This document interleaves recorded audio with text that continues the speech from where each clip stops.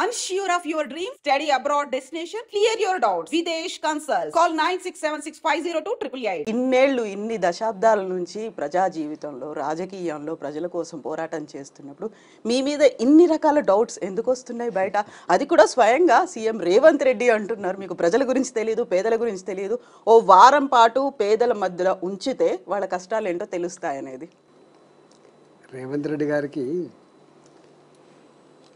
పూటకొక మాట మాట్లాడడం ఆయనకు అలవాటు. ఎవరి మీదనైనా ఇట్లా మాట్లాడగలుగుతాడు, అట్లా మాట్లాడగలుగుతాడు. ఒకే అంశాన్ని రెండు రకాల మాట్లాడేటువంటి కెపాసిటీ కేసీఆర్కి ఉంది. ఇలా మళ్ళీ రేవంత్ రెడ్డి కూడా అది సంతరించుకుంటుండు. కానీ వారిది ఒక టైప్ ఉంది, వీరిది ఒక టైప్ ఉంది. నేను ఏమంటున్నా అంటే, నేను 25 ఏళ్ళుగా రాజకీయాల్లో ఉన్నాను. నా గురించి తెరిచిన పుస్తకంలాగా తెలంగాణ ప్రజానీకంలో ఇట్లాంటి ఎవరు అని అన్నీ చెప్తారు. నా ఫిజికల్ క్యారెక్టర్స్ ఏంటి, నా కెమికల్ క్యారెక్టర్స్ ఏంటి, నేను ఎట్లా ఆలోచిస్తానని చెప్పగలుగుతారు. అట్లాంటి నన్ను పట్టుకొని ఇలా కేటీఆర్ గారు, హరీష్ రావు గారు మాట్లాడిన తర్వాత ఆ స్క్రిప్ట్ని తీసుకొచ్చుకొని ఇట్లా మాట్లాడుతున్నాడు, వీళ్ళు ముగ్గురు కూడబలుక్కొనే ఇది మాట్లాడుతున్నారు, రాసిస్తే చదువుతున్నాడు అనేటువంటి మాట మాట్లాడితే దానికి ఏమని మాట్లాడాలమ్మా, నాకే మంచి సిగ్గనిపిస్తుంది. ఈటల రాజేందర్ అంటాడు ఒకరు స్క్రిప్ట్ రాసిస్తే చదివేంత చిన్న స్థాయికి దిగజార్చిండు రేవంత్ రెడ్డి గారు. ఆయనకు హ్యాట్సాప్, అంతకంటే ఎక్కువ చెప్పలేడు. ఆయన విజ్ఞతకు వదిలిపెడుతున్నాడు ఆయన. ఓకే, అంగీ రంగు మార్చుకున్నారు కాకుండా వాసన మాత్రం పోలేదు.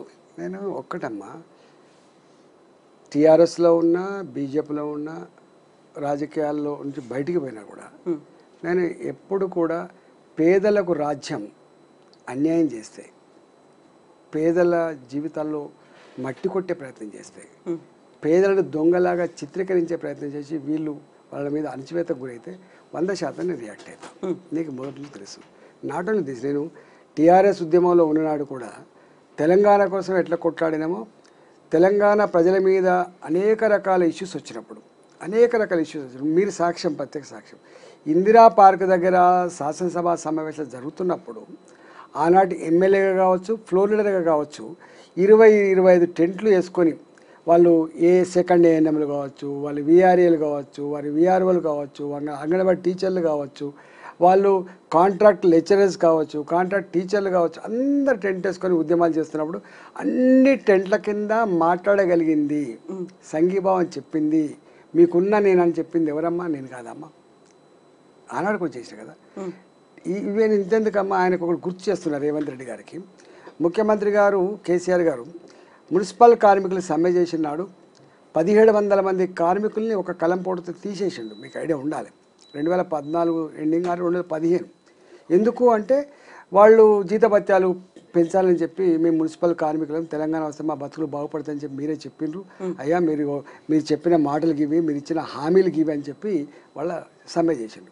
సమ్మె చేస్తే 1700 మంది తీసేసినాడు. నేను మంత్రిగా ఉన్నా, నేను బాగా చెప్తూ ఒక్కసారి చెప్పినా మా సార్కి, ఆనాడు ముఖ్యమంత్రి గారికి 2 సార్లు చెప్పినాం, వినలేదు వారు. వినకపోతే నేను డైరెక్ట్గా ఆనాడు 1700 మంది కార్మికులు లిబర్టీ దగ్గర ఒక హాల్లో మీటింగ్ పెట్టుకుంటే ఆ మీటింగ్ కాడికి పోయి మాట్లాడి సంఘీభావం చెప్పొచ్చినమ్మా నేను.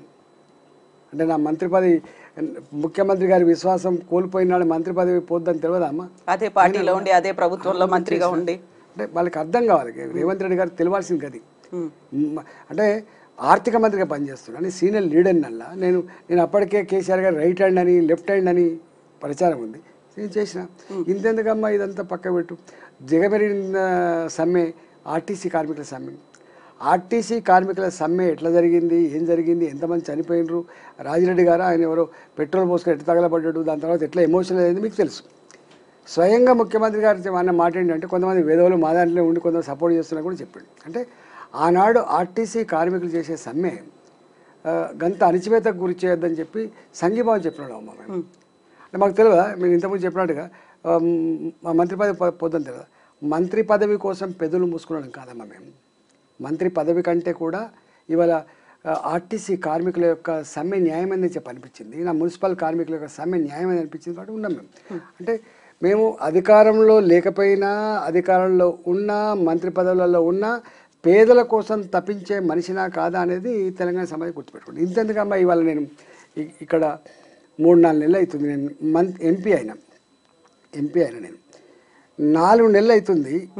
నేను దాదాపు 25 రోజులుగా 2 నెలలు అవుతుంది దాదాపు 25-30 రోజులు నిరంతరంగా చెరువులలో కట్టుకున్నటువంటి ఇళ్ళ దగ్గరికి పోతున్నాను. నేను మురికి కాలువల మీద నిర్మించుకున్న గుడిసె కాడికి పోతున్నాను. నేను ఇవాళ ఈ మూసి ప్రక్షాళనపేట ఈయన చేస్తున్నటువంటి మామూలుగా లేదు కాదు, రణగుణ ధ్వనులు అవి చేస్తున్నారు పోతున్నా. ఏమనిపిస్తుంది అంటే రేవంత్ రెడ్డి గారు చెప్పే మాటకి చేసే పనికి పొంతం లేదు కాబట్టి ఇవాళ నాలాంటి గొంతు విప్పాల్సిన పరిస్థితి వచ్చిందని చెప్పి భావించి కాన్స్టాంట్గా నేను డే 1 నుంచి మొదలుపెడితే ఇవాళ వరకు కూడా ఇవాళ రేవంత్ రెడ్డి గారు చేస్తున్న ఈ చర్య తప్పు అంటున్నాను నేను. మేము పర్యావరణానికి వ్యతిరేకులం కాదు, మేము ప్రగతి కాముకులకు వ్యతిరేకం కాదు. మేము అన్యాయంగా అక్రమంగా దుర్మార్గంగా చట్టానికి విరుద్ధంగా పేదల ఇళ్ళు కూలగొట్టి వాళ్ళ రోడ్ల పాలు చేసి వాళ్ళ కడుపులో మట్టి కొడుతున్నటువంటి దానికి వ్యతిరేకమని అంటున్నాం మేము. ఉల్టా ఇంకా వాళ్ళని కూలగొట్టుకుంటా వీళ్ళు దొంగలు, వీళ్ళు ఆక్రమించుకొని కట్టుకున్నారు, వీళ్ళ వల్లనే మొత్తం వరదలు వస్తున్నాయనేటువంటి చిత్రీకరణ ఏదైతే ఉందో అది తప్పంటున్నామమ్మా మేము. ఈవెన్ సేమ్ మూసి ప్రక్షాళన విషయంలో కూడా వీళ్ళు అనుకున్నట్టు చెప్తున్నట్టుగా ఈ మూసి మనకు కనపడేటువంటి ఇక్కడ ఏంటి మనం కింద డాంబరి షీట్లు వేసుకొని జీవించే వాళ్ళది ఇల్లు కాదు సుమా. ఇవాళ గుడిసెలలో ఉండే వాళ్ళ గురించి కాదు సుమా.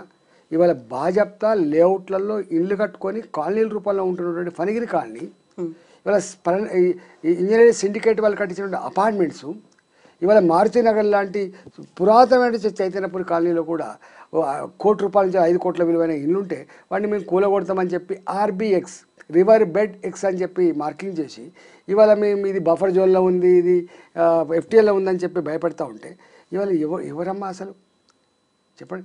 చాదరగట్టు చాలామంది ఏమనుకుంటుంటే చాదరగట్టు కాడ వరదలు వచ్చినప్పుడు కొట్టుకపోయే ముంపు గురేటువంటి గాగుడిసెలు అనుకుంటారు, అవి కాదు మేము మాట్లాడుతుంది. వాటికి తప్పకుండా ఒక పరిష్కారం చెప్పాల్సి ఎక్కడ ఉంది, అది వేరే విషయం. కానీ బాజప్తా పట్టా భూములు లేఅవుట్ చేయబడ్డ కాడ కొనుక్కొని బ్యాంకు రుణాలు తీసుకొని కట్టుకున్న బ్రహ్మాండమైన భవంతులను కూడా మేము కూలగొడతాం, ఇది బఫర్ జోన్లో ఉందని చెప్పి భయపెట్టించినప్పుడు ఇక అంతకంటే దుర్మార్గమే ఉంటుందమ్మా. వాళ్ళు లబోదిబోం అంటున్నారు. అందువల్ల ఇవాళ దాని గురించి నేను మాట్లాడాను. ఇవాళ KTR గారు హరీష్ రావు గారు మాట్లాడినాడు, TRS పార్టీ రియాక్ట్ కాన్నాడు, ఇవాళ నేను రియాక్ట్ అయ్యాను. అయినా TRS పార్టీకి రియాక్ట్ అయ్యేటువంటి అధికారం లేదు, ఎందుకంటే వాళ్ళు కూడా మూసి ప్రక్షాళన పేరిట ఒక SPV ఫ్లోట్ చేసి దానికి సుధీర్ రెడ్డి గారిని చైర్మన్గా ఇచ్చి ఆఫీస్ కూడా పెట్టి వాళ్ళు ఏం చేసిండ్రు, వాళ్ళు కూడా మాట్లాడిన మాటలు ఉన్నాయి. కేసీఆర్ గారు 10,000 ఇల్లు కూలగొట్టాల్సి వస్తుంది, 20,000 ఇల్లు అందుకని వాళ్ళకి అధికారం లేదు. నేనుగా తప్పకుండా ఇవాళ ఇక్కడ జరుగుతున్నటువంటి ఈ హైడ్రా డ్రామా కావచ్చు, మూసి ప్రక్షాళనపేట జరుగుతున్నటువంటి ప్రజల ఇళ్ళ కూల్చివేత సంబంధించిన అంశం కావచ్చు, దీని మీద నేను కాన్స్టెంట్గా కొట్లాడుతున్నా. నేను ముఖ్యమంత్రి గారి బహిరంగ లేఖ కూడా రాశాను. నేను మూసి మంచినీళ్ళ లాంటి వాగు పారవలసిందే, నల్లగొండ విముక్తి కావాల్సిందే, ఇక్కడి ప్రజానీకానికి మురికి కంపు దోమలు ఈగల బాధ పోవాల్సిందే అని చెప్పి నేను కూడా అంటున్నా.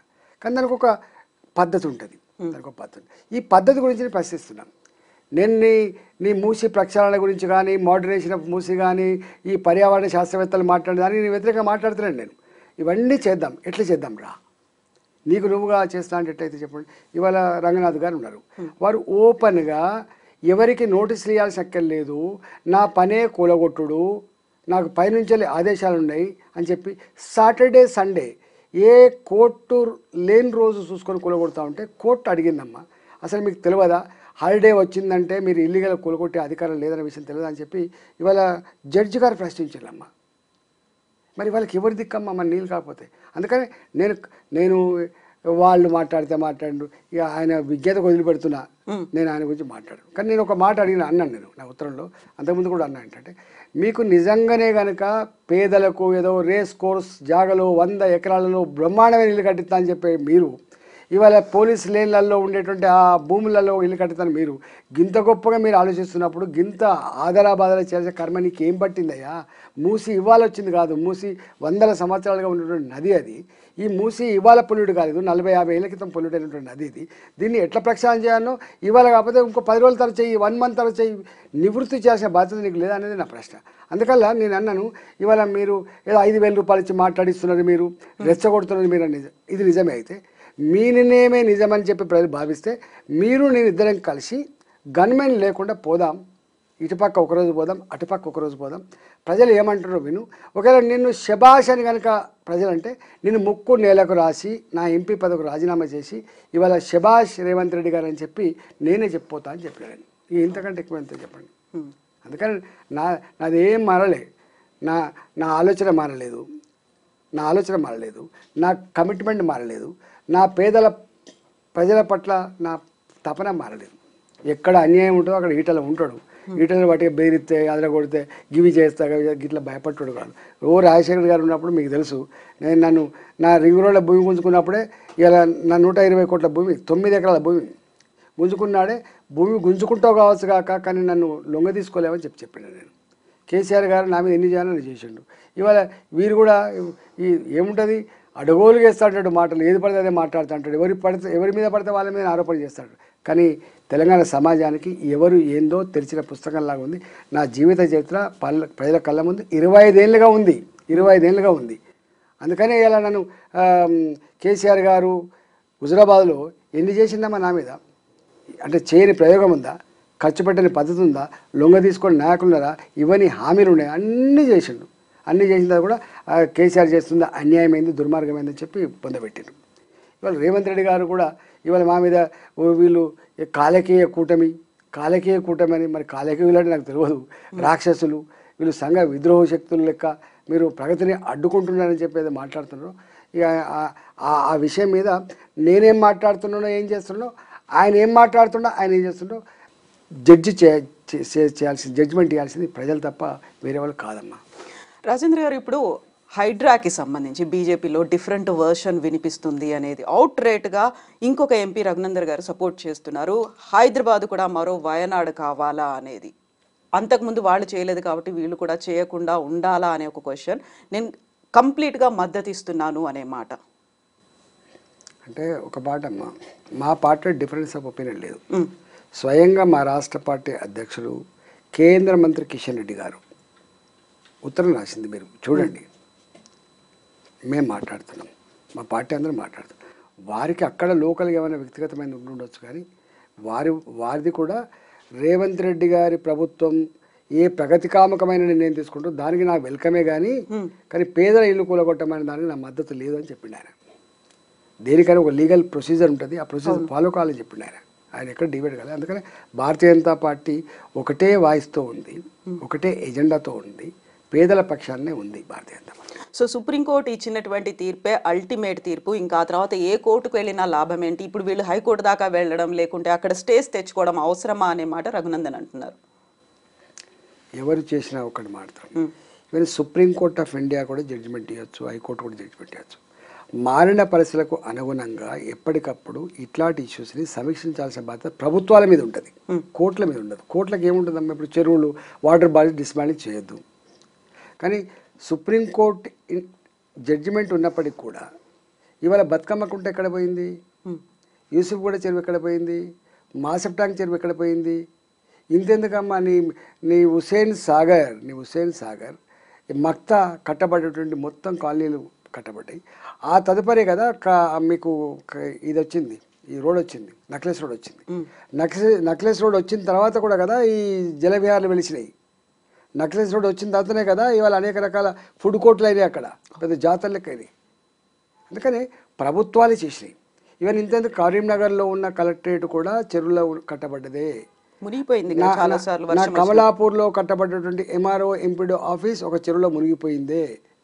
ఇవాళ ఇక్కడ చాలా చెరువులు ఇప్పటికీ డిస్మాంటిల్ అయిపోయినాయి.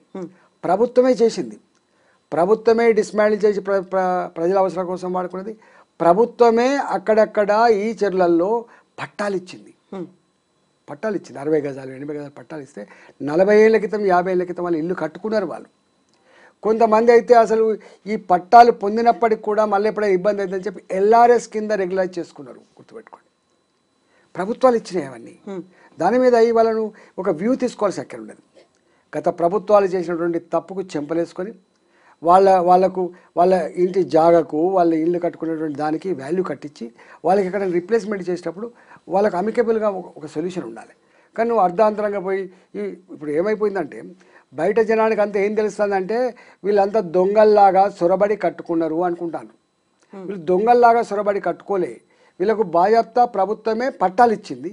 లేదా పట్టా భూములలో ఈ చెర్లల్లో ఉండేటువంటి ఈ ఎఫ్ఆర్ఎల్ లోపల ఉన్నటువంటి బఫర్ జోన్ భూములు కానీ లేదా ఎఫ్టీఎల్ భూములు కానీ ఈ భూములకు ఆనాడు ఇదే ప్రభుత్వాల అధికారులు వాళ్ళకు లేఅవుట్లకు పర్మిషన్ ఇచ్చిండ్రు, వాళ్ళకు బ్రహ్మాండంగా పర్మిషన్ ఇచ్చిండ్రు కట్టుకోవడానికి, లోన్లు కూడా తెచ్చుకొని కట్టుకున్నారు.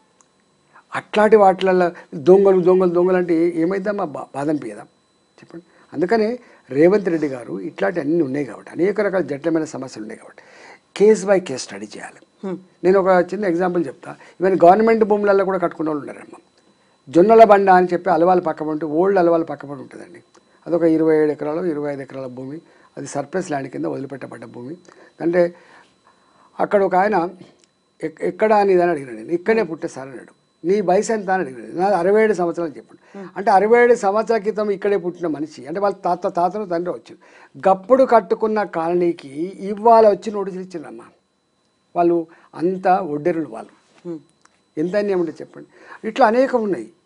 ఇవాళ ఒక్క మాటలో చెప్పాలంటే సాటర్డే సండే వచ్చిందంటే హైదరాబాద్లో ఉన్న పేద ప్రజలంతా కూడా కంటి మీద కొనుక్కు లేకుండా ఎటువైపు నుంచి డోజాలు వస్తాయని చెప్పి బిక్కుమంటూ బతికే వాతావరణం కల్పించిండ్రు.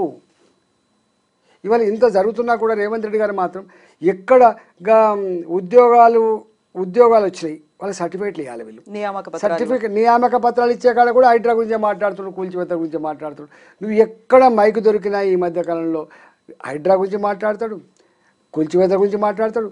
ఇక మనసు మంచిగా లేకుండా మమ్మల్ని కూడా తిడతాడు.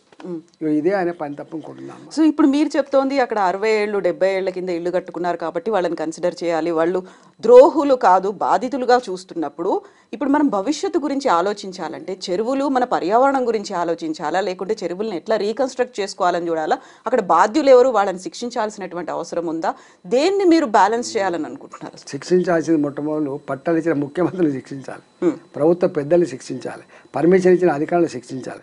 అది ఎవరి తరం కాదు, పక్కపెట్టిగా. కానీ నేనేమంటున్నా అంటే, నేను ఇప్పటికే చెప్పిన బతుకమ్మకుంటా ఎవడు మాయం చేసిండు, మాసప్ ట్యాంక్ చెరువును ఎవరు మాయం చేసిండ్రు, ఇవాళ కృష్ణకాంత్ వెలిసిన పార్క్ కింద ఉన్న యూసుఫ్గూడ చెరువు ఎవరు మాయం చేసిండ్రు, ఇవన్నీ దాని జోలికి పోతున్నాను. నేనేమంటున్నా అంటే, ఇవాళ చాలా సంవత్సరాల తర్వాత ఏ చెరువులు అయితే మిగిలినాయో ఆ చెరువులన్నీ కూడా ఒక కట్టనే ఉంటుంది. జనరల్గా ఒక చెరువుకు కట్ట ఉంటుంది, చుట్టూ బండి పోసిండమ్మ. ఇప్పుడు మునుపట్లకి లేదు, ఇప్పుడు చుట్టూ బండి వేసిండు. బండి వేసి దానికి ఫెన్సింగ్ కూడా చేసిండు, లింక్ జాలతో ఫెన్సింగ్ కూడా చాలా చెరువులు చేసిండ్రు.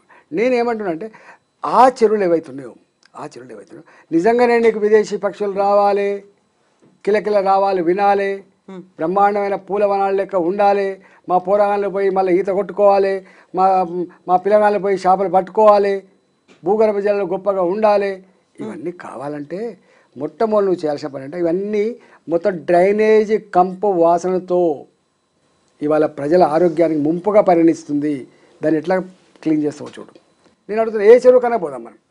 నీ హుస్సేన్ సాగర్ చెరువుకి రాకుండా నువ్వు రా అలవాల్ చెరువు పోదాం, ఇవాళ బోయినపల్లి చెరువు పోదాం, నా సూరారం చెరువు పోదాం, నువ్వు ఎక్కడికైనా రా, నువ్వు సెఫిలిగూడ చెరువు పోదాం, ఎక్కడికైనా రా.